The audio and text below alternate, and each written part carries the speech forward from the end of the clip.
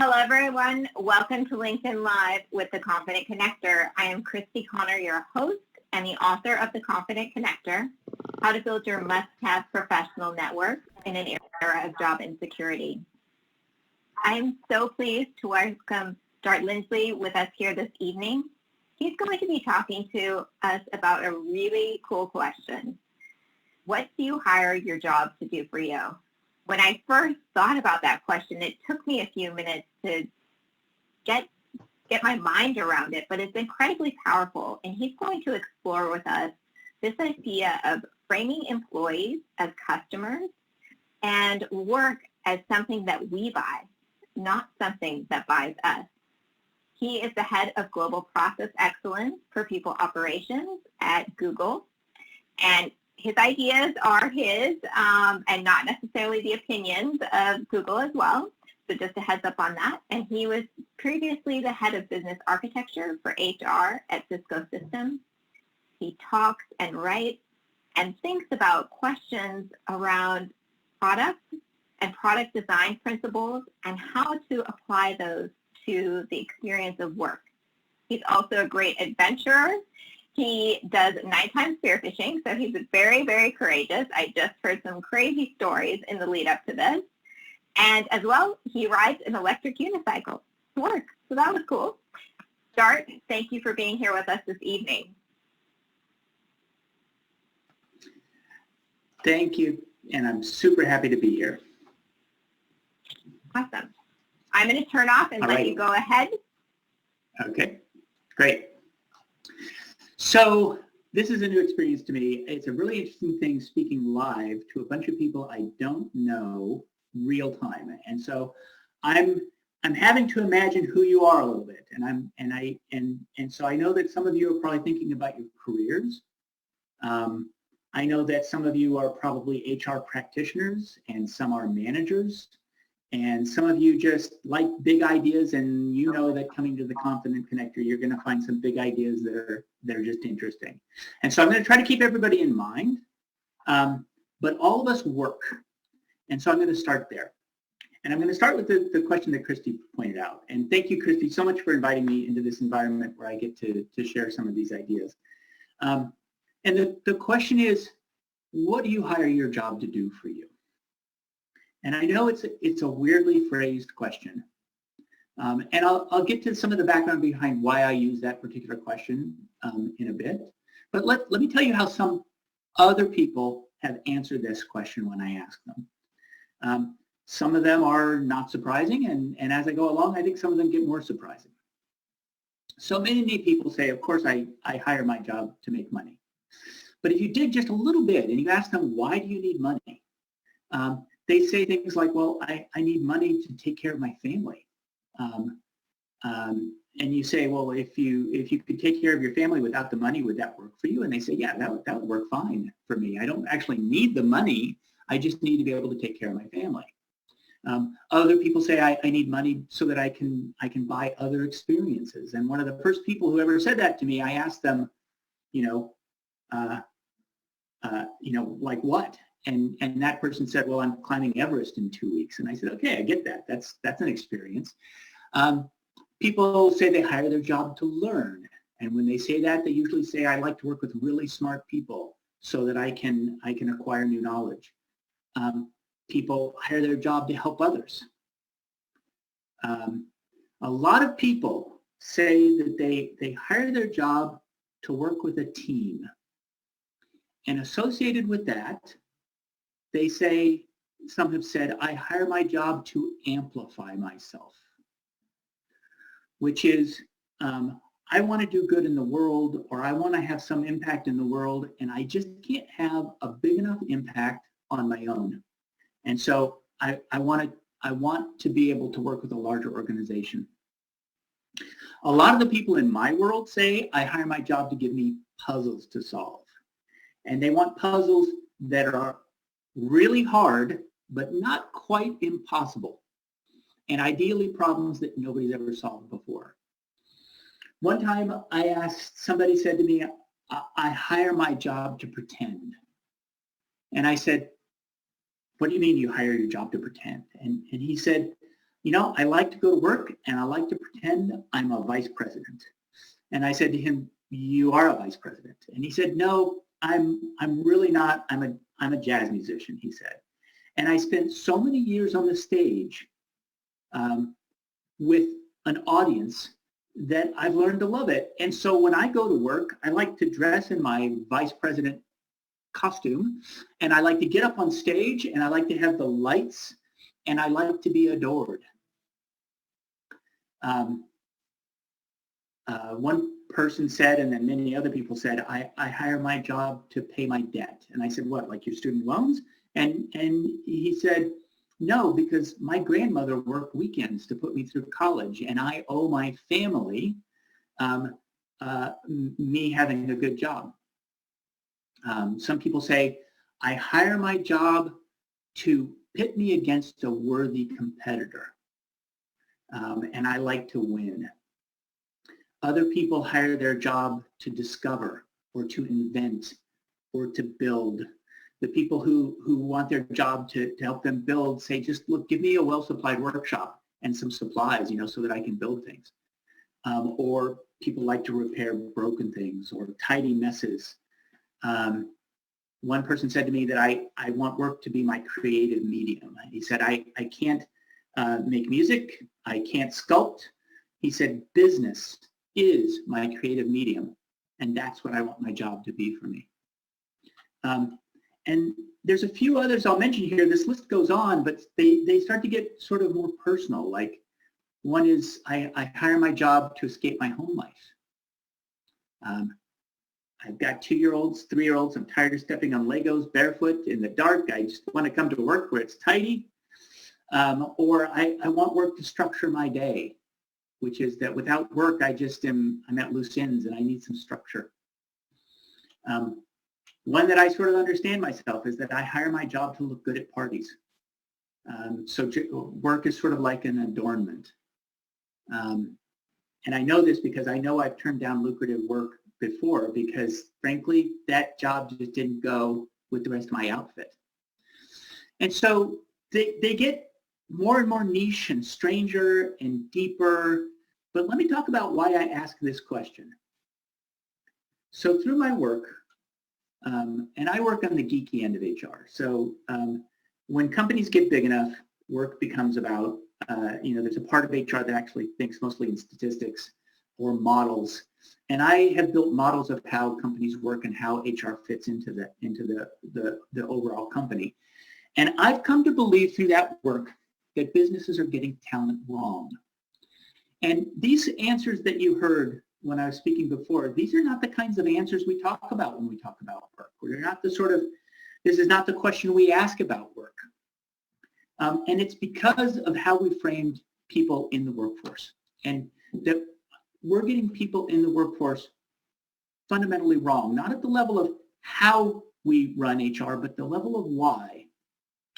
And so here's the traditional model of HR. And this is a model that I work in and I'm proud of, but I'll tell you, it's not wrong, it's just incomplete, which is talent is treated as an input to production.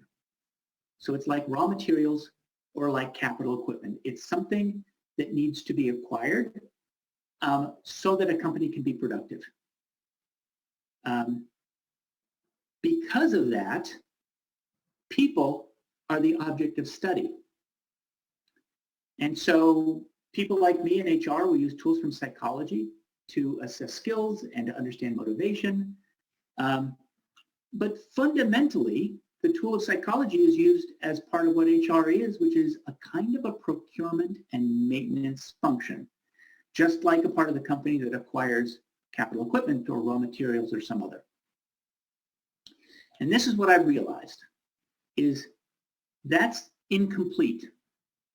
So I believe that all businesses are serving a multi-sided market.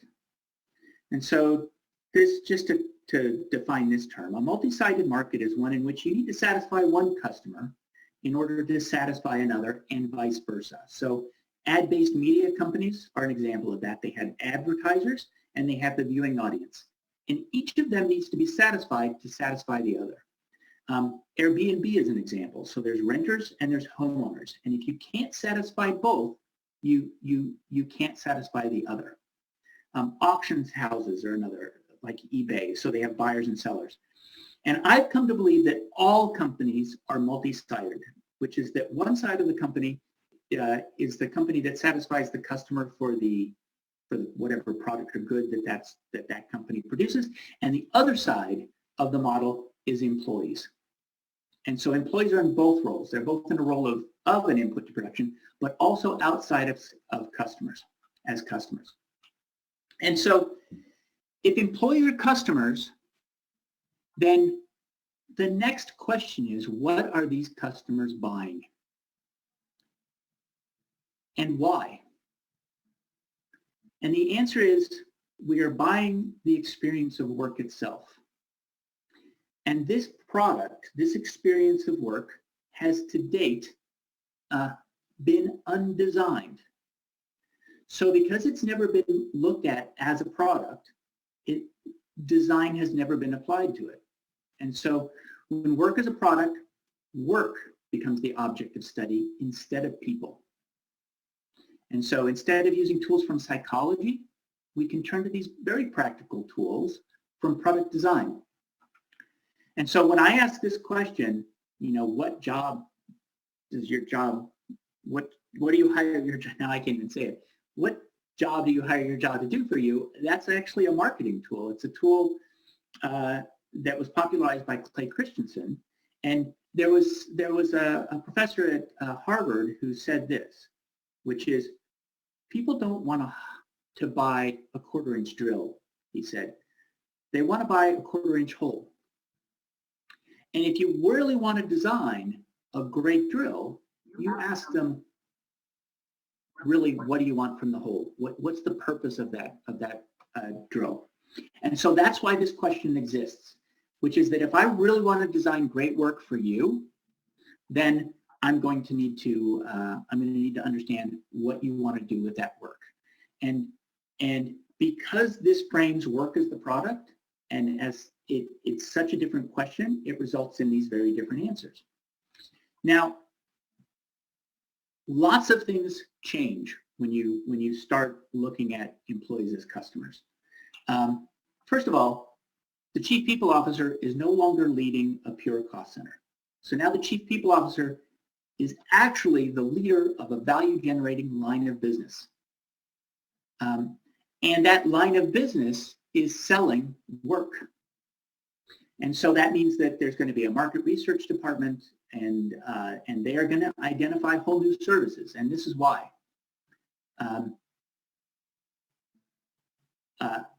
There are these whole economies of non-monetary value flowing through companies. There's an economy for good puzzles to solve.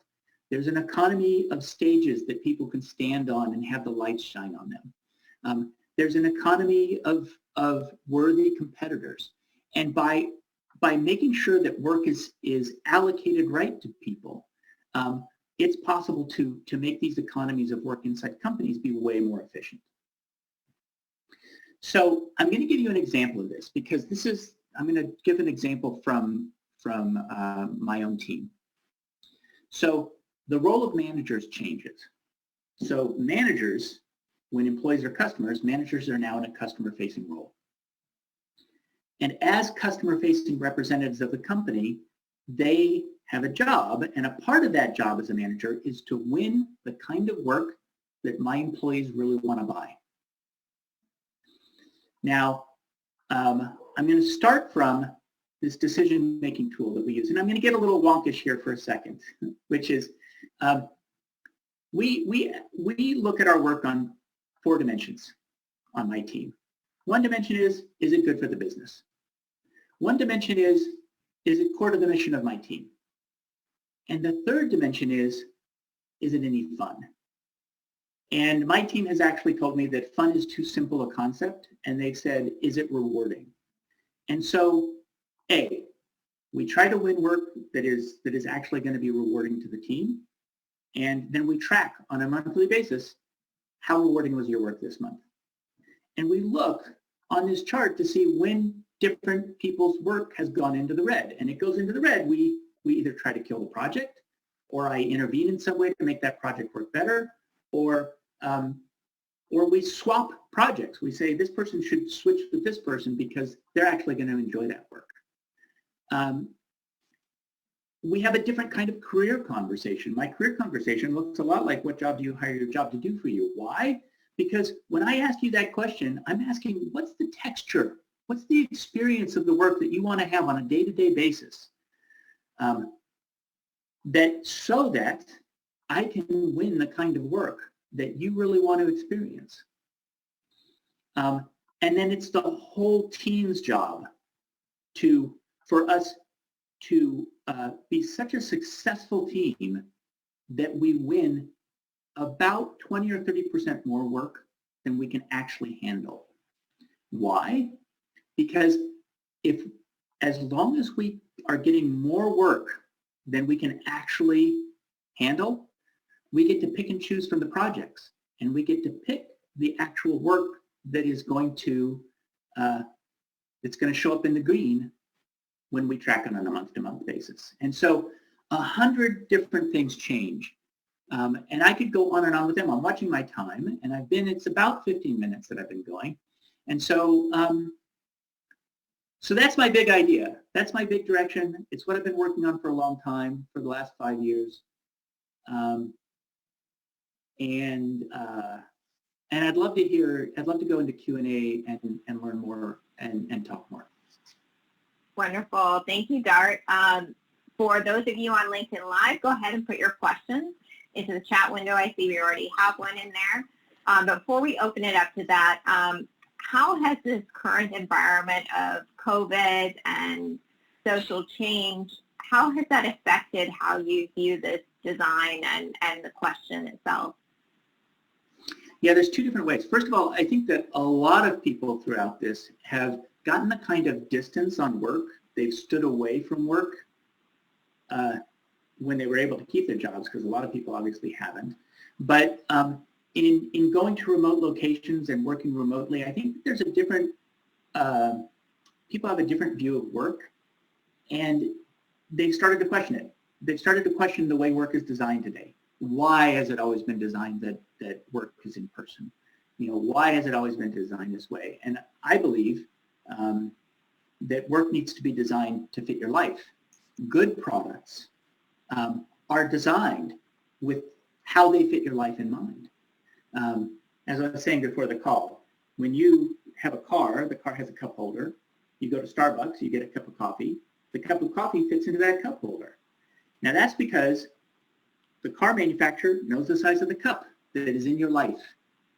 And the cup, and Starbucks knows something about where this is going to fit in your car, and that's what a good product does. And so I think the fact that so many of us have started working remotely or has actually called some of that into question. There was a second part to that, which I may not remember right off the top of my head.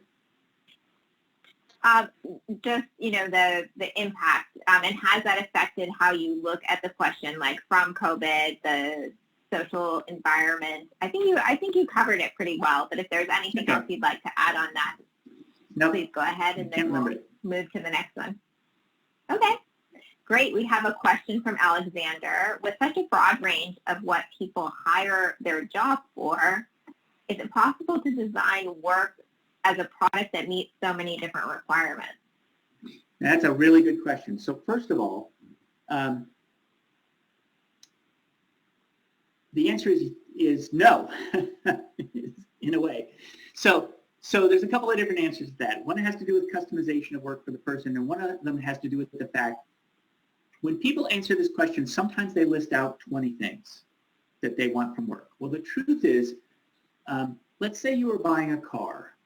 No car has all the features you could possibly want, because some features are antagonistic. They're either mutually exclusive or they're antagonistic to each other. It's very hard to find a car that will work really well off-road, or a car that simultaneously gets great gas mileage. And so what people do is they have their day job frequently, which is one of those products, which satisfies many of those needs, and they have their weekend job. When you talk to people who really want to make, and their job is not satisfying that for them, you ask them what's in their garage. And they'll say to you, well, I've got a lathe, and I've got a TIG welder, and I've got, I'm going to get a 3D printer, and that's because they've got this weekend job.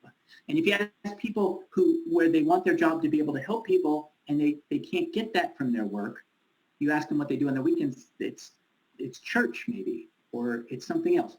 And so one of the things is that we have to realize that no product can have every single feature. The second thing is it becomes the manager's job to really deeply understand what each person wants from their work. It also becomes a person's job to really understand what they want from their work. And here's why. I talked about this non-monetary economy of work that's flowing through a company. So much of a manager's job is to optimize the flow of value. One person likes this kind of puzzle, one person likes this kind of puzzle.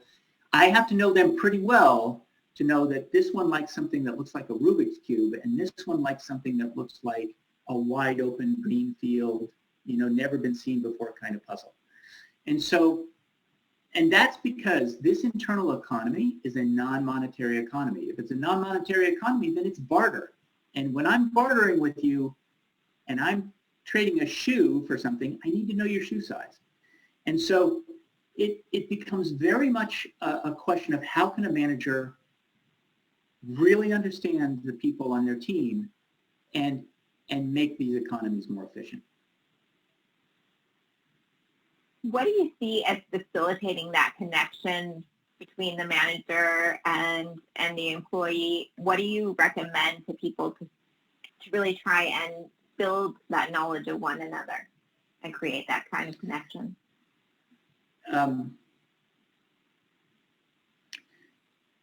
Well, it's at least a couple of different things. One of them is I have like 3 different flavors of career conversations. And the truth is, in some ways, they're not career conversations, they're job conversations. But one of them is asking people, really, what do you hire your job to do for you? I really do ask that question. And then I drill down because somebody says, well, I like puzzles. And you say, can you be more specific? And they say, well, I like this kind or something like that. And you build this with them and you write it down. And this is a document that they own. Because we are together going to co-create your experience. I, as a manager, can't completely deliver the experience you want. You, as an employee, can't completely get it, but together, we can do our very best. I have a different career conversation, which kind of goes like this.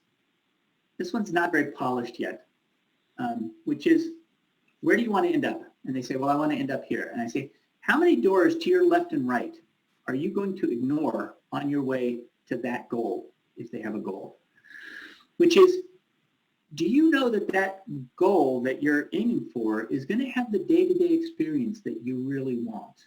The moment-to-minute experience, the texture that you want. And is that thing over there going to do that? If you see a door to the left and the right, how are you going to recognize it? Because getting very goal-oriented can take you away from the fact that you just passed a door that's going to lead you to something wonderful. And there's a couple of others, but it's very much a collaborative effort and a co-creation effort. Right now, there's so much shift in the future of work and how we look at work, from focus on, diversity, equity, inclusion to resiliency in the workplace. Do you see any specific ties to other trends in the future of work that your work is aligning with?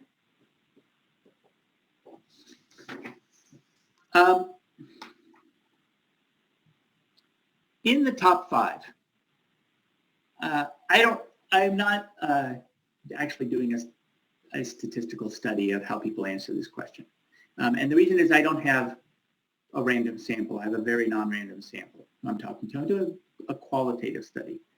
But it is remarkable how many people say in the top 5, I hire my job to work with teams. And when you ask them what they mean by teams, one of the things you dig down to is a sense of belonging on the team. And so some of the study has been around, okay, what does belonging really mean? And so these interviews have looked like, describe a time when you did not belong, and then you did. What changed? And so there's about 10 different answers that people give to that question. And those become design attributes. They become features of work. And then the question becomes, how do we build those features? How do we build those design attributes into work? An example is, one of the things that creates belonging remarkably is the feeling that I'm adding unique value. And because people feel they belong to some extent when they've earned belonging. And so they want to be on a team where they are uniquely contributing to that team, and the others around them recognize and respect them for that unique contribution. And so I think that there are a lot of challenges like resiliency, like belonging, that become a lot simpler when you stop thinking of them as being in the air. The solution is somewhere in the air around me, and start thinking about it as, no, it's a product design question.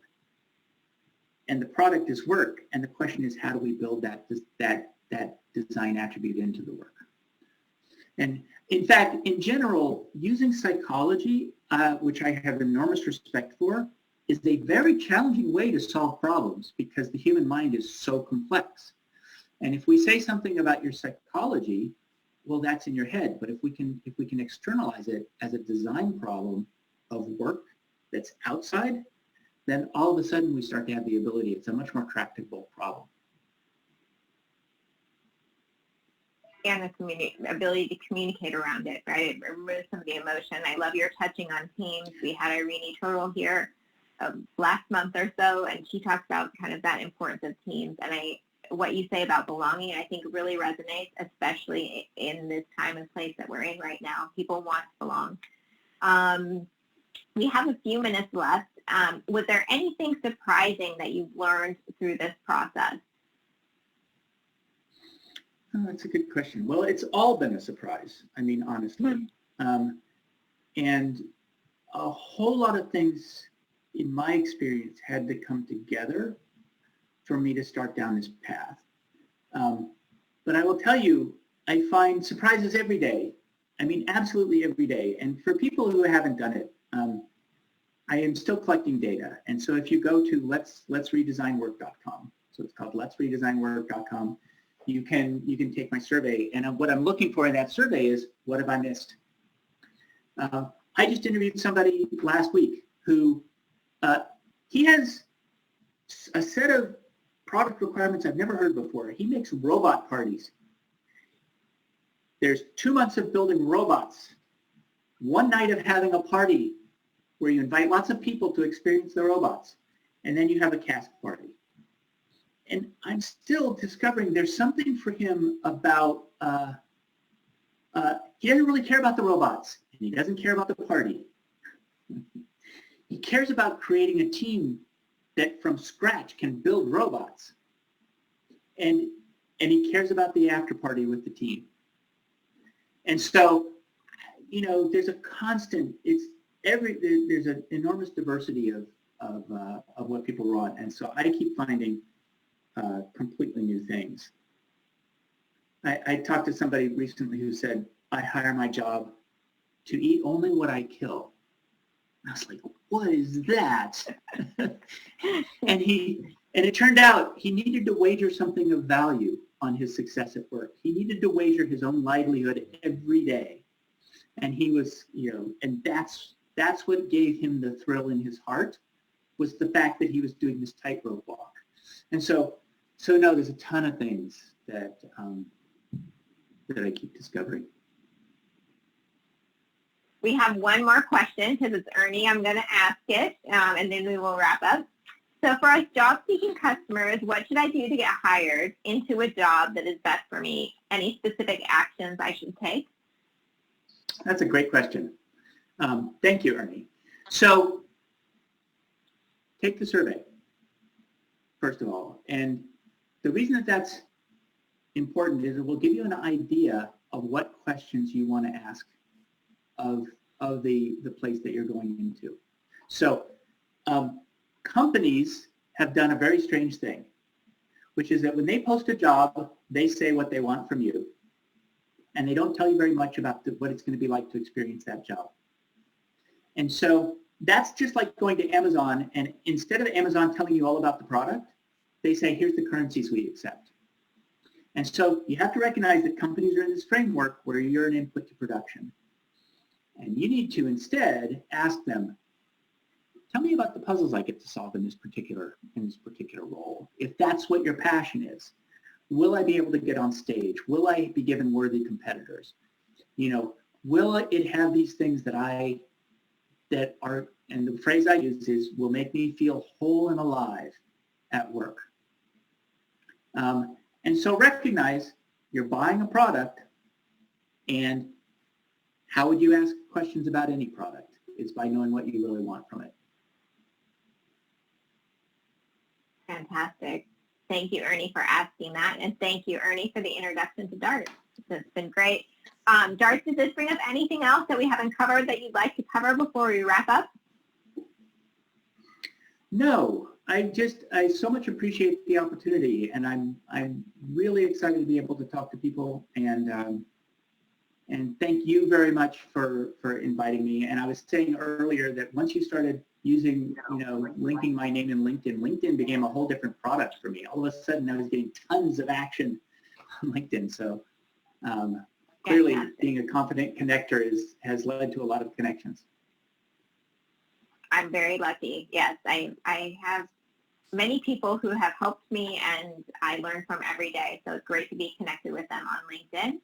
Again, go take Dart's survey. It's at letsredesignwork.com. Dart, thank you so much for being with us this evening. Thank you to everybody on LinkedIn Live. I see there are a few extra comments on there, so thank you for attending. Thank you for your questions and comments. And if you have questions, additional questions for Dart, his contact information is there in the LinkedIn Live. So feel free to reach out and connect with him. Thank you, everybody. Have a lovely evening or pleasant morning, wherever you are in the world. Thank you.